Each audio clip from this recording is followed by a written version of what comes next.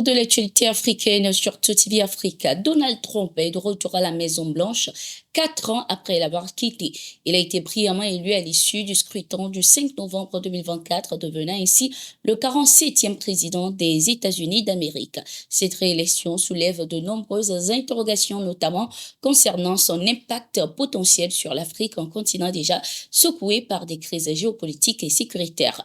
Nous suivons l'analyse de l'activiste Nathalie Yamb. Les ancêtres ont fait leur part en permettant un alignement des planètes, dont le dernier maillon en date est l'élection de Donald Trump. Mais maintenant, c'est à nous de faire notre part pour saisir la balle au bond et gagner le combat de notre émancipation, de notre autodétermination, de notre souveraineté et de notre repositionnement géopolitique. Et pour ça, il faut que nous ayons des chefs d'État patriotes, intelligents, stratèges, vifs et courageux pour tirer bénéfice de la situation.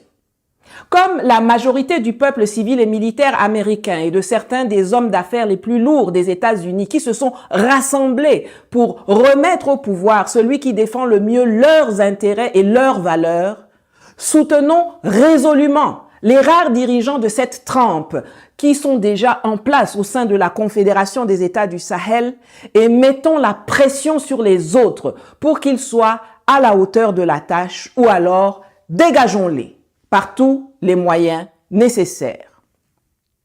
Le temps ne joue pas pour nous, il joue contre nous.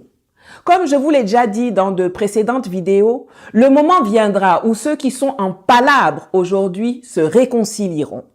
Et lorsqu'ils s'assiéront à la table des négociations, et vous pouvez être sûr qu'en ce qui concerne l'Ukraine, le conflit va se terminer plutôt rapidement avec Trump à la Maison-Blanche, il ne faut pas que nous soyons au menu d'un redécoupage de gâteaux et de zones d'influence, car pour ceux qui ne le savent pas, la Russie serait prête à s'entendre avec les Occidentaux si on revient aux dispositions de la conférence de Yalta.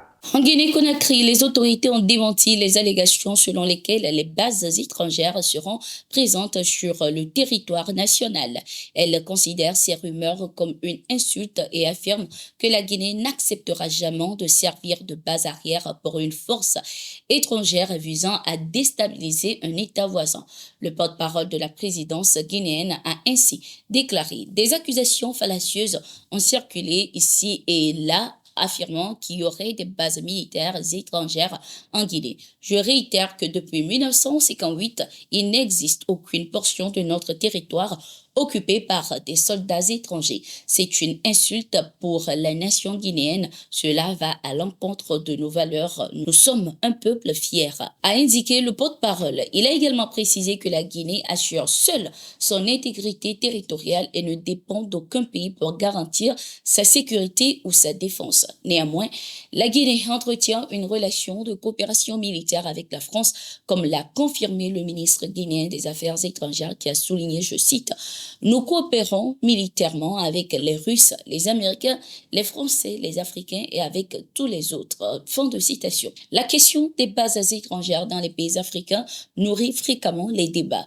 De nombreux pays estiment que ces bases servent de refuge aux terroristes, contribuant ainsi à l'instabilité des pays. Cette conviction est partagée par les pays membres de l'Alliance des États du Sahel qui ont décidé de renforcer leurs forces locales dans la lutte contre l'insécurité tout en exigeant la fermeture des bases étrangères sur leur sol. Au Nigeria, le chef d'état-major général de l'armée, le lieutenant-général Taoreed Obiodun Lagbaja, est décédé ce 5 novembre 2024 à l'âge de 56 ans des suites d'une maladie.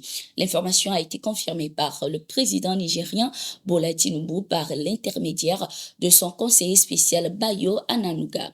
L'armée avait précédemment démenti des rumeurs concernant la mort du lieutenant-général Lagbaja, précisant qu'il était en congé. Le 30 octobre, le gouvernement avait nommé le général de division Olufemi Oluyede pour assurer l'intérim à ce poste en attendant le retour de Lagbaja. Notons que le lieutenant-général Taoreed Lagbaja occupait le poste de chef d'état-major depuis juin 2023. Sa disparition survient à un moment crucial alors que le pays mène une lutte acharnée contre le terrorisme dans le nord-est depuis 2009 avec de nombreuses pertes en vies humaines et des déplacés. Il avait promis ainsi de renforcer la discipline et le professionnalisme au sein de l'armée nigériane. Au Burkina Faso, dans la province de Banwa, les volontaires pour la défense de la patrie et les groupes d'autodéfense, les forces armées combattantes engagées dans la libération du territoire ont neutralisé plusieurs terroristes et saisi des armes et du matériel de combat ce 6 novembre 2024. Cette opération a été rendue possible grâce à une coordination étroite entre les forces armées et les volontaires pour la défense de la patrie. Ainsi se referme cette édition. Merci d'être resté avec nous. Nous sommes en continu sur nos différentes plateformes et sur notre site d'information, le www.toutafrica.com.